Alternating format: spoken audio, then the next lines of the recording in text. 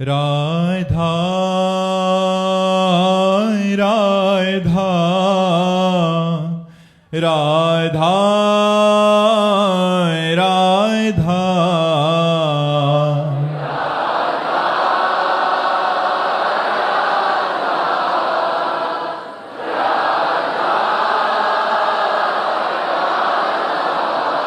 हाय राधा राधा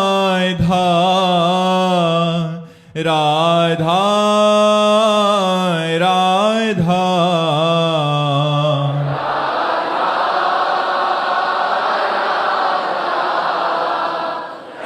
राधा राधा श्री राधा वल्लभ लाल की समस्त संत हरि भक्तन की श्री वृंदावन धाम की सद्गुरुदेव भगवान की।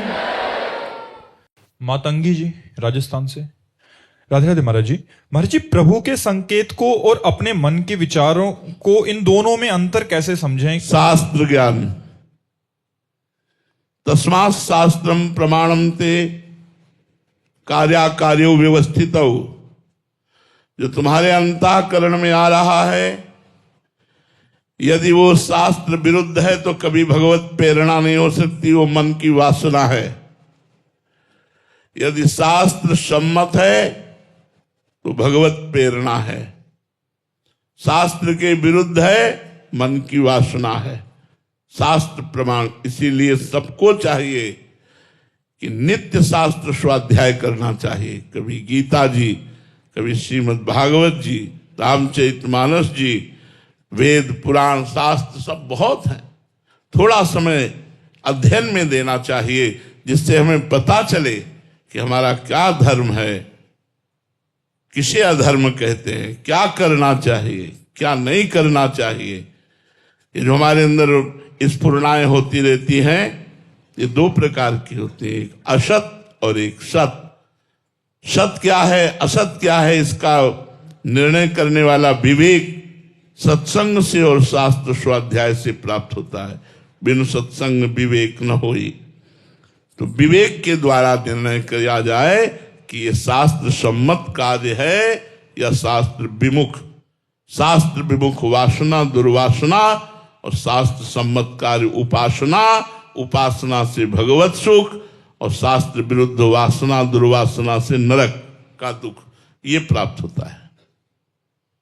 रीमा जी मुंबई से। महाराज जी, मुझे गुरु चाहिए, वो कैसे और कब मिलेंगे? मुझे कैसे पता चलेगा कि ये मेरे गुरुदेव? भगवान से प्रार्थना करो, हे सच्चिदानंदमय श्री कृष्ण, आप मेरे सदगुरु हैं, पर प्रगट में गुरुदेव के रूप की आवश्यकता है। तो आप जहां मेरे गुरुदेव के रूप में हो, वहां मुझे ले चलिए, या आप स्वयं आकर मुझे स्वीकार कर लीजिए। तो बंदो गुरुपद कंज कृपा सिंधु नर रूप हरि। हरि नर रूप, कृपा सिंधु। कृपा सिंधु हरि ही नर रूप में मुझे गुरुदेव के रूप में मिले, ऐसी कृपा करो। जिनके वचनों के प्रकाश में हम अपने अज्ञान अंधकार का नाश करके भगवत प्राप्ति कर सके। बंदो गुरुपद कंज कृपा सिंधु नर रूप हरि। महामोह तम पुंज जासु बचन रवि कर निकर। ये भगवान से प्रार्थना करो, वही सदगुरु हैं, वही सदगुरु रूप से मिलते हैं, दूसरा कोई नहीं। जो सदगुरु को भगवान नहीं मानता, उसकी कभी कल्याण नहीं होने वाला, कभी आध्यात्मिक उन्नति नहीं होती। गुरु साक्षात परब्रह्म तस्मै श्री गुरुवे नमः। सुरुचि सिंह जी ऋषिकेश से। राधे राधे महाराज जी। महाराज जी, भगवान शंकराचार्य जी ने प्रश्नोत्तरी में शत्रु कौन है जो मित्र सा लगता है के उत्तर में कहा है पुत्र आदि। महाराज जी, इसमें क्या रहस्य? मित्र सा लगता है परंतु शत्रु है, से तात्पर्य? देखो, भगवत प्राप्ति जब करनी होती है तो सर्वतो मनुष्यो असंगमादौ, सबसे मन हटाकर प्रभु में लगाना है। सबसे मन हटाकर। सरल भाषा में लिखा है, जननी जनक बंधु सुत दारा, तन धन धाम सुहृद परिवारा। सबकी ममता ताग बटोरी, मम पद मनहि बांधी बर डोरी। सबकी ममता ताग बटोरी, मम पद मनहि बांधी बर डोरी। पुत्र में, पति में, परिवार में, सब में मेरा भगवान विराजमान है, इस भाव से प्यार करो। अगर पुत्र को शरीर भाव से प्यार करोगी तो मोह हो जाएगा, मोह हो जाएगा तो भगवान की भक्ति नहीं बनेगी। मोह गए बिनु राम पद होई न दृढ़ अनुराग। तो मोह त्याग के लिए भगवान शंकराचार्य जी उस मोह को कहते हैं कि ये पुत्र आदि में जो मोह है यही शत्रु है भगवत प्राप्ति करने के लिए, यही हमें भगवत प्राप्ति नहीं होने दे रहा। तो क्या हम अपने पुत्र का त्याग कर दें? नहीं, और प्यार करो, लेकिन उसमें भगवान मान के प्यार करो कि इसमें भगवान विराजमान है। मेरे पुत्र में, मेरे पति में, मेरे सास ससुर में, मेरे परिवार में, चराचर जगत में, सब में भगवान विराजमान। फिर आपको कोई बाधा नहीं रहेगी, वो आपकी उन्नति का कार्य होगा। तो वहां मोह को शत्रु बताया गया, ना कि पुत्र को। पुत्र आदि में जो मोह है वो शत्रु है। मोह माने अज्ञान, अज्ञान, ममता। ये मेरा पुत्र है, नहीं, नाथ सकल संपदा तुम्हारी, मैं सेवक समेत सुत नारी। ये सब आपकी वस्तु है। मोहनलाल जी, राधे राधे महाराज जी। महाराज जी, ज्ञान मार्ग में भगवत प्राप्ति सरल है या भक्ति मार्ग में? जो विवेक प्रधान है, वैराग्यवान है, संसार से ऊब चुका है, उसे ज्ञान मार्ग सरल है। तो थोड़ा विषय भी अच्छे लगते हैं और भगवान भी अच्छे लगते हैं, वो भक्ति मार्ग से सरलता पूर्वक भगवान को प्राप्त कर लेगा। जो कर्मकांडी है, कर्मठी है, खूब कर्म करने का स्वभाव है, वो कर्म योग में लगे और कर्म को भगवान को समर्पित कर दे तो उसे भगवत प्राप्ति हो जाएगी। कोई मार्ग कठिन नहीं है और कोई मार्ग सरल नहीं है। जो मार्ग रुचिकर हो उसी मार्ग में चल देना चाहिए, योग्यता के अनुसार। सुनीता जी, पंजाब से। राधे राधे महाराज जी।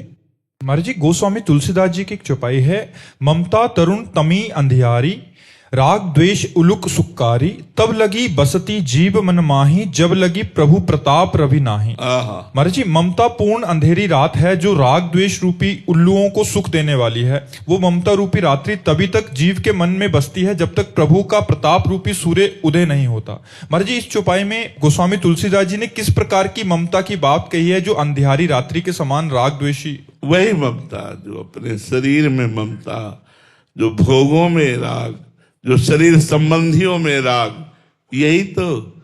ये अपने हैं, ये पराये हैं। अपने में राग, पराये में द्वेष, अनुकूलता में सुख, प्रतिकूलता में दुख, ये सब ममता में ही तो रहता है। निर्ममो, जो ममता रहित होकर के प्यार करता है वो साधक है, और जो ममता युक्त करके प्यार करता है वो संसारी है। इसी में राग द्वेष रूपी उल्लू होते हैं। भगवान का प्रताप, ये सबसे बड़ी। जहां राम प्रताप रूपी सूर्य है वहां ममता नहीं रहती। प्रताप कैसे उदय? भगवान की लीला कथा सुनो, भगवान के प्रेमी महाभागवत को गुरु मानो, भगवान की प्रेमी महाभागवत के द्वारा दिए गए नाम मंत्र को जपो, तो आपके हृदय में भगवान का प्रताप उदित होगा। और प्रताप जब उदय होता है तो सब भय, शंका सब निवृत्त हो जाता है। एक अद्भुत आनंद रहता है और मन भगवान के चरणों के बल से संसार के सारे कर्तव्यों का पालन करते हुए भी भजन परायण रहता है। देखो राम प्रताप में कितना बड़ा बल है। जब बार बार मनुष्य नर करके रावण बात करता भगवान के लिए, तो अंगद को आवेश आ गया और कहा, जिसने तुम बार बार मनुष्य कहते हो, उन भगवान के बल से मैं कहता हूं कि मैं उनका एक छोटा सा दास हूं। तेरी सभा में अगर कोई वीर हो, मैं पैर जमाता हूं, मेरा पैर उखाड़ दे, राम सीता को हार जाएंगे और वापस हो जाएंगे। कोई वीर हो, हिला के दिखा दे। जानते थे कि 20 बार कैलाश उठा चुका है रावण। मेघनाथ जैसे कोई पक्षी को बंदी बना के लावे, ऐसे देवराज इंद्र को बंदी बना के डाल दिया था रावण के सामने, इसीलिए उसका नाम इंद्रजीत हुआ। नरांतक, देवांतक ऐसे असुर बैठे हुए थे जो हिला दे पृथ्वी को अकेले। उनके बीच में भगवान के प्रताप का परिचय प्राप्त करने वाले अंगद ने चमत्कार प्रकट कर दिया। एक एक वीर क्या 10-10 हजार वीर एक साथ लगे, लेकिन हिला भी नहीं अंगद का चरण। राम प्रताप सुमिर पन रोपा। तो जिसके हृदय में भगवान का प्रताप जागृत हो गया, वहां राग द्वेष, अनुकूलता प्रतिकूलता, सुख दुख, जय पराजय, ये सब भाग जाते। द्वंद्व परमानंद रहता है, द्वंद्व नहीं रहता, परमानंद रहता है। डॉक्टर विवेक तांगड़ी जी लखनऊ से। राधे राधे महाराज जी। पर जी, समाज की सेवा करते करते परिस्थितियों को, बाहरी जगत को देखते देखते बहुत वैराग्य आता है। सिर्फ श्री हनुमान जी की सेवा और एकांतवास का मन होता है, परंतु आश्रम, गुरुकुल और मठ, इन सब में समय न देने से व्यवस्थाएं बिगड़ती हैं। तो प्रश्न महाराज जी मन में आता है कि प्रभु की भक्ति और सेवा महत्वपूर्ण है या फिर इन व्यवस्थाओं के उससे भगवान का स्मरण करते हुए सेवाएं करना ही चाहिए। लेकिन प्रभु आज्ञा जही का जस आई, सोते ही भांति रहे सुख लाई। प्रभु जैसी आज्ञा करते हैं वैसे दास को जीवन निर्वाह करना पड़ता है। ईमानदारी से कह रहे हैं, सत्य कह रहे हैं। मन बार बार भागता है, एकांत रहो, एकांत रहो, एकांत। पर हम 4 बजे से लगे हैं दिनचर्या में, अपनी दिनचर्या पहले कर चुके, अब दिनचर्या में लगे हैं। अब ये प्रभु के द्वारा दी हुई दिनचर्या है, हम चाहते हुए भी नहीं छोड़ सकते, हमको जबरदस्ती करना पड़ेगा। तो प्रभु आज्ञा जेहि का जस आई, सोते भांति रहे सुख लाई। इसलिए नाम जप करो, भगवत चिंतन करो, और जो मठ है, हनुमान जी की सेवा है, वो सब भगवान का भजन ही है। हाँ, आप दास बने रहो, स्वामी मत बनना। मान प्राप्ति की इच्छा का त्याग, धन प्राप्ति की इच्छा का त्याग, जो कुछ स्वाभाविक आ जाए भगवान की इच्छा से, उसी से मठ मंदिर का सेवन करो और नाम जप करो। ये भी भगवान की सेवा है। अगर संत जन, साधु जन, भक्त जन मठ मंदिर का सेवन नहीं करेंगे तो जो अधर्मी लोग हैं इनका अधिकार हो जाएगा। अब मठ मंदिरों में अगर धर्मात्मा पुरुष नहीं रहेंगे तो अधर्मी लोग वहीं गंदे आचरण करेंगे। इसलिए जरूर साधकों को, संतों को, महंतों को, महापुरुषों को ही तो जगत का उद्धार करने वाला बताया गया है। तो मंदिर इसीलिए वो बनवाते हैं कि हजारों लोग भजन नहीं कर सकते, लेकिन आकर के यहाँ दर्शन मात्र भगवान के तो करेंगे। तो जय हनुमान जी प्रणाम किया, चले गए, इतने पुण्य बन गया उनका। एक एक कदम भगवान के दर्शन के लिए जब जाया जाता है, वो पवित्र करने वाला होता है। इसलिए ये कोई साधारण बात नहीं। मंदिर आदि, भगवान के मंदिर की परिक्रमा करना, भगवान के मंदिर के दर्शन करना, ये भगवान के सामने कुछ देर बैठना, मंत्र जप करना, ये सब महामंगलमयी बातें। तो यदि संत जन सब छोड़कर गंगा किनारे, यमुना किनारे, पर्णकुटी में रहने लगे तो फिर समाज हमारी कहाँ रहेगी, कैसे चलेगी। इसीलिए संत महात्मा अपने हृदय की बात को दबा करके, अपने उद्धार की बात को दबाकर जगत उद्धार के लिए वो गुण गाते, प्रभु का मंगल गान करते हुए प्रभु का जगत में विचरण करते हैं। तो हमें चाहिए कि जिसमें हमें सुख मिले उसका त्याग करे, और जिसमें संसार को सुख मिले उस बात को पकड़े। यदि हमारे प्रवचन से, हमारे बोलने से लाखों को सुख मिलता है तो हम एकांत में नहीं बैठेंगे, हम बोलेंगे। जिससे लाखों को सुख मिलता है, एकांत में बैठकर भजन करने से मेरे को केवल सुख मिलेगा, लेकिन उतना समय हम आपको दे रहे हैं, इससे आप सबको सुख मिल रहा है। तो मुझे ये बात पकड़नी, वो बात छोड़नी है। अच्छा, वो बात अपने आप पूर्ण हो जाएगी, क्योंकि सबको भगवत स्वरूप मान करके जब, तो ये भजन ही है, सब रूपों में भगवान ही है। इसलिए आप ऐसा करो, भजन करते हुए जो भी आश्रम की सेवा है उसको करते रहो, उसको त्यागो मत। नहीं तो अगर आश्रमों का, मंदिरों का साधुजन त्याग कर देंगे तो जो अधर्मी लोग हैं वहां गलत आचरण करेंगे, बैठकर मंदिर की मर्यादा के विरुद्ध वार्ता होने लगेगी। इसलिए संतों से प्रार्थना, जो गुरु परंपरा से मिली हुई आश्रम मर्यादाएं हैं उनका पालन करते हुए ही भजन किया जाए। विष्णु शंकर उपाध्याय जी, गाजियाबाद से। राधे राधे महाराज जी। महाराज जी, प्रातः स्मरणीय परम पूज्य संत श्री राम सुखदास जी महाराज जी के एकांतिक दर्शन का सौभाग्य करीब 32 साल पहले 2 मिनट के लिए पटना में मिला था। उसमें उन्होंने एक उपदेश किया, जीवन में 3 ही बातें, जानना, मानना और करना। जानना है अपने आप को, मानना है ईश्वर को और करना है सेवा, जिसको मैं अपने जीवन में धारण करने का मन बनाए रखा है, जिससे कभी भी मुझे किसी का सहयोग का मौका मिला या नहीं मिला फिर भी मैं करता रहा। बट कोशिश भी किया कि महाराज जी कह रहे हैं कि इनका भाव यह आगे कि व्यवहार में महाराज जी कभी कभी मतलब असहजता सी महसूस होती है कि जितना हम अपेक्षा करते हैं दूसरों से उतना। दूसरों से अपेक्षा करते इसलिए जाना नहीं, दूसरों से अपेक्षा करते इसलिए माना नहीं, दूसरों से अपेक्षा करते इसलिए करना सीखा नहीं। अभी तीनों बात में तुम फेल हो। किसका प्रश्न है? तीनों बात में फेल हो। अगर अपने को जाना तो सब मेरे आत्म स्वरूप हैं, फिर उनकी अनुकूलता प्रतिकूलता की अपेक्षा क्या?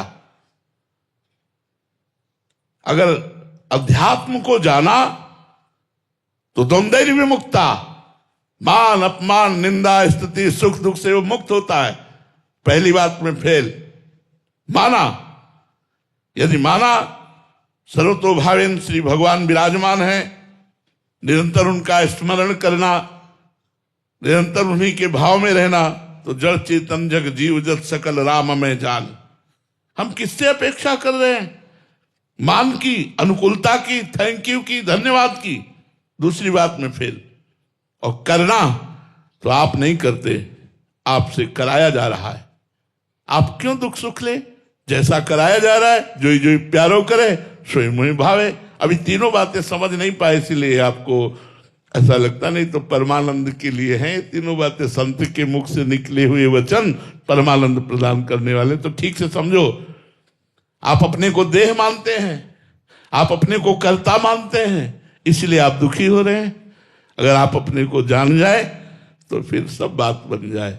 अगर आप मान जाए सब बात बन जाए। मानो सब में भगवान विराजमान है, और सेवा तो भगवान के बल से हो रही है। तो दियम वस्तु गोविंदम तो विमेव समर्पे। आपके बल से, आपके धन से, आपकी बुद्धि से आपकी सेवा हो रही। नाथ, आप चाहे गाली दो, चाहे मारो, चाहे अपमान करो, मैं तो आपका सेवक ही हूं। आनंद आ जाएगा, क्या परेशानी? अभी समझा नहीं, इसलिए आपको थोड़ा सा प्रतिकूलता आने पर दुख का अनुभव होता है। ठीक, अध्यात्म से चलो। ये दुख सुख के ऊपर है अध्यात्म, आनंदमय है अध्यात्म। इसमें सामने वाले की अपेक्षा नहीं रखी जाती। निरपेक्षम, अनपेक्षा। हम आपको पानी पिलाए, आपके पैर दबाए, आपको भोजन पवाया, तो कम से कम थोड़ा तो आप अनुकूल देख लीजिए हमारी तरफ। नहीं, अनपेक्षा। यह हमारा कर्तव्य। भगवान ने मुझे सेवा दी है, आप भगवत स्वरूप में सेवा किया और चल दिए। आप क्या करते हैं इससे हमें कोई मतलब नहीं। एक संत ने अपने शिष्य को उपदेश किया। शिष्य ने पूछा, गुरुदेव, मैं संसारी गृहस्थ में रहता हूं, मेरे से ज्यादा साधना तप जब तो हो नहीं पाएगा, मुझे भगवत प्राप्ति कैसे होगी? कोई साधारण सहज सरल उपाय बता दीजिए। तो उनका, रोज एक संत को भोजन पवाओ, भगवत प्राप्ति हो जाएगी। रोज एक संत को आओ, लाओ, चरणामृत उतारो, आरती करो, साष्टांग दंडवत करो, भोजन पवाओ, उनकी जूठन पाओ, तुम्हारा कल्याण हो जाएगा। पक्की बात, अमोघ बात बता दी। अब वो रोज संत लाते। कई वर्ष हो गए। एक दिन एक गांव में संत आए, स्वतः तो उनको तो संत प्राण प्यारे लगने लगे थे। अब सेवा करते करते वो दौड़ के गए, महाराज जी कल हमारे यहां भोग पाइए। संत जी आए, भोग पवाया, खीर और परोस दी। संत ने दोबारा जब खीर परोसने लगे तो बस उन्होंने फिर डाल दिया। जे डाला तो खींच के उनके तमाशा चोर के उनके थप्पड़ मारा। खीर खा ली तो थप्पड़ मारा जोर के उनके। खीर खा के उठे, वो साष्टांग दंडवत किए, हाथ जोड़कर जैसे संतों को विदा करते थे वैसे विदा किया। वो उसी गांव में रुके। दूसरे दिन शाम के फिर वो भगत जी गए, महाराज जी कल प्रसाद आप हमारे यहां ही पाइए। देखा ठीक है, आए, प्रसाद पाया और कहा बेटा कल तुम्हारे थप्पड़ मारा था, तुम्हें बुरा नहीं लगा? अरे महाराज जी ये शरीर आपका सेवक है, ये शरीर आपका है, आप मारो पीटो कुछ करो। महाराज जी मेरा इस पर कोई अधिकार नहीं, मैं तो आपका दा। बोले बहुत शीघ्र भगवान का साक्षात्कार तुम्हें हो जाए, यह आशीर्वाद मिला। बहुत शीघ्र अब तुम्हें भगवान का साक्षात्कार होने वाला है, क्योंकि अब तुम योग्य हो गए हो भगवान के दर्शन के। ये बात हमारे द्वारा किया हुआ दूसरे के प्रति परहित का कर्म और उसके बदले में अनुकूलता ना चाहना, यही हमारा परमार्थ है। अगर हम ये नहीं जाना तो परमार्थ ही नहीं जाना। प्रायः सबकी ये भावना रहती है कि अगर हम किसी को थोड़ा भी हित करें तो वो थोड़ा हमारे अनुकूल तो बोल दे, ना ज्यादा सही तो इतना भी तो कह दे कि धन्यवाद, थैंक यू, आपने मुझे पानी पिलाया। ये भी सुनना मुझे नहीं है, ये भी चाहना नहीं, तभी परमार्थ पुष्ट होगा। जो बदले में कुछ चाहता है वो परमार्थी नहीं होता। पर उपकार का मतलब यही होता है बदले में कुछ ना चाहना। विमलेश जी, राधे राधे महाराज जी। गुरुदेव भगवान, मेरा प्रश्न है कि सेवक वाणी जी में पूजनीय श्री सेवक जी महाराज जी ने कच्चे धर्मियों के जितने भी लक्षण बताए हैं, आचरण बताए हैं, वो मुझे अपने आप में दिखते हैं। महाराज जी मैं ऐसा क्या करूं कि मैं पक्का धर्मी बन जाऊं? राधा वल्लभ श्री हरिवंश, राधा वल्लभ श्री हरिवंश नाम जप करो और चतुरासी जी का पाठ करो और रोज सत्संग सुनो हित धर्मियों का। हित धर्मियों का रोज सत्संग सुनो, बिल्कुल पक्के बन जाओगे। जब कोई कच्ची वस्तु होती है तो उसे आवे में तपाई जाती है तब वो पक्की बनती है। आग में तपे बिना कोई सिद्ध थोड़ी होता है। चावल सिद्ध करना है तो आग में उबालना पड़ेगा, मटकी को पक्की करनी है तो उसे आग में तपाना पड़ेगा। तो संतों की आज्ञा पर जो चलते हैं, रसिकों की आज्ञा पर जो चलते हैं, धर्म विरुद्ध आचरणों का त्याग करते हैं, नाम जप करते हैं, भगवत लीला गुणगान करते हैं, वो सच्चे बन जाते हैं। प्रेमाग्नि में तप करके वो पाके धर्मी हो जाते हैं। इसलिए चिंता ना करो, भगवान का आश्रय लिया है, हरिवंश चंद्रजू का आश्रय लिया है, तो वही सब संभालेंगे। नाम जप करो, वाणी पाठ करो, खूब सत्संग सुनो, ठाकुर सेवा करो। सुमन जी दिल्ली से, महाराज जी मेरा मन बहुत सोचता है, ओवर थिंकिंग करता है, इसलिए मुझे शांति नहीं मिलती। महाराज जी कोई सरल उपाय है? है। एक गुरुजी ने एक शिष्य को भूत मंत्र की सिद्धि बताई, उसने जप किया, मंत्र सिद्ध हो गया, भूत प्रकट हुआ। भूत ने कहा काम बताओ, उसका अमुक काम करके आ गया। काम बताओ, उसने कहा अमुक काम करके आ गया। काम बताओ, तो कहा कहां तक काम बताएं? बोले जिस क्षण काम नहीं बताओगे उठा के पटक देंगे उसी क्षण। गुरुजी के पास गए, बोले गुरुजी तो भारी समस्या आपने दे दी, जो काम कहो 1 मिनट में करके आ जाता हूं, कहता उठा के पटक देंगे अगर काम नहीं बताओगे। तो गुरुजी ने कहा एक काम करो, एक बांस गाड़ दो, बांस गाड़ दो और उससे कहो इसमें चढ़ो उतरो, जब और काम होगा तो हम तुम्हें बता देंगे। तो गुरु के पास युक्ति थी, बढ़िया काम बन गया। वो प्रेत कौन है? मन। वो प्रेत है मन, और वो सिद्ध कौन है? हम। अब वो हर क्षण हमसे कामना ही करता रहता है, ये भोग, ये भोग, ये भोग, ये भोग, ये ना दोगे तो हम तुम्हें जलाएंगे, उठा के पटक देंगे। हर समय परेशान करता रहता, ओवर थिंकिंग, सोच बढ़ाता रहता, निगेटिव, पॉजिटिव हमें फंसाए पड़ा हुआ है। अब क्या करें? तो गुरु कृपा से खंबा मिल गया, राम राम, राधा राधा, कृष्ण कृष्ण, ये वो बांस है, चढ़ उतर, राधा राधा राधा। जब कोई कार्य राधा राधा, अगर ठीक ना हो जाए तो हमें बता देना, लोक परलोक में सब जगह आनंद आ जाएगा। इसे नाम रूपी खंबे पर बार बार चढ़ाओ, उतारो इस मन को, बार बार नाम जप करो। जो चाहत है नित्य सुख, और मन को विश्राम, हित ध्रुव हित सो भजत रहो, पल पल श्यामा श्याम, पल पल श्यामा श्याम। भूमिका जी मध्य प्रदेश से। राधे राधे महाराज जी। महाराज जी, एक साधक के लिए कर्मानुसार और प्रारब्धानुसार के बीच की पतली रेखा क्या है कि हमें मेहनत कब करनी चाहिए और कब सब श्री जी पर छोड़ देना चाहिए? हमें हर समय मेहनत करनी चाहिए, खाली तो रहना बिल्कुल निषेध है। मनुष्य जीवन की एक एक श्वास अमूल्य है। हाँ, कभी कर्तव्य कर्म कर रहे हैं, कभी धर्म कर्म कर रहे हैं, तो कभी भागवत धर्म कर्म कर रहे हैं। भागवत धर्म नाम जप कर रहे हैं, शास्त्रों का स्वाध्याय कर रहे हैं, सत्संग कर रहे हैं। धर्म कर्म तीर्थयाटन, गरीबों की सेवा आदि आदि। कर्तव्य कर्म नौकरी, व्यापार, किसानी, जो भी कर्तव्य कर्म है कर्म करते हैं। प्रारब्ध केवल सुख दुख देता, वो कर्म नहीं कराता। प्रारब्ध कर्म नहीं कराता, प्रारब्ध परिणाम है किए हुए कर्मों का। जो पूर्व में हमने कर्म किए उनको संचित कर्म कहते हैं, और संचित कर्मों से कुछ शुभ और कुछ अशुभ निकालकर मानव देह की रचना हुई है। शुभ का फल सुख और अशुभ का फल दुख। तो प्रारब्ध केवल सुख और दुख देता है, सफलता और असफलता देता है, ना कि वो कर्म कराता है। कर्म क्रियमाण होता है, क्रियमाण बुद्धि के द्वारा निश्चय, मन के द्वारा संकल्प, चित्त के द्वारा चिंतन और अहंकार के द्वारा मैं करता हूं ऐसा स्वीकृत होता है। तो कभी भी कर्म रहित नहीं होना चाहिए।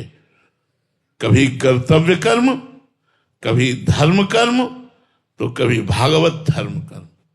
भगवत प्राप्ति के लिए प्रयत्नशील होना, शास्त्रों का स्वाध्याय करना, संतों का समागम करना, नाम जप करना, परोपकार करना, ये हर समय हमारे अंदर जीवन में चलता रहे। मैं कैसे भगवान को प्राप्त कर लूं? अगर लोक की कोई वस्तु प्राप्त करनी है तो भी भगवान की कृपा से हो जाएगी, परलोक की प्राप्त करनी तो भगवान की कृपा से हो जाएगी। बिना भगवान की कृपा से प्रारब्ध में इतना दम नहीं कि हमारी कामनाओं की पूर्ति कर सके, वो हमें शांति प्रदान कर सके, वो हमें परम आनंद प्रदान कर सके। प्रारब्ध सांसारिक सुख और दुख दे सकता है, वो भी क्षणिक, ना कि स्थायी। जैसे दिन स्थायी नहीं रहता, रात्रि आती है, रात्रि स्थायी नहीं रहती, दिन आता है, ऐसे ही प्रारब्ध के अनुसार कभी सुख कभी दुख देखा जाता है। तो हमें निरंतर प्रयत्नशील होकर पुरुषार्थ करना चाहिए, जिससे हमारे काम, क्रोध, लोभ, मोह, मद, मत्सर ये मिटे और हम भगवान की तरफ बढ़ें, हमारा चित्त अध्यात्म में लगे। ये मनुष्य जीवन की सार्थकता है। जो केवल कमाना, खाना, भोगना, संसार का चिंतन करना और भगवान से विमुख रहना, वो मृत जीवन है। जिन हरि भगत हृदय नहीं आनी, जीवित सव समान ते प्राणी। वो मुर्दे के समान जीवन है, जो केवल खाया पिया, भोगा, कमाया, बस। न कोई अध्यात्म से मतलब, न संत समागम से मतलब, न भगवान से मतलब। तो हमारा जीवन कर्तव्य परायण होना, धर्म परायण होना और भगवत प्राप्ति करना, यही तन कर फल विषय न भाई, भजी राम सब काम बिहाई। हमारा मनुष्य शरीर ये भगवान का भजन करके भगवत प्राप्ति के लिए मिला है। यदि हम ऐसा नहीं किया तो बहुत बड़ी हानि हो जाएगी। प्रारब्ध कोई देवता नहीं है, पूर्व का किया हुआ कर्म है और उसको हम नवीन कर्म के द्वारा अपने भाग्य का नया निर्माण करें, भगवत प्राप्ति करें। हम प्रारब्ध के अधीन होकर कायर की भांति बैठना ठीक नहीं है। दैव दैव आलसी पुकारा। कर्तव्य परायण रहिए, पुरुषार्थ परायण रहिए।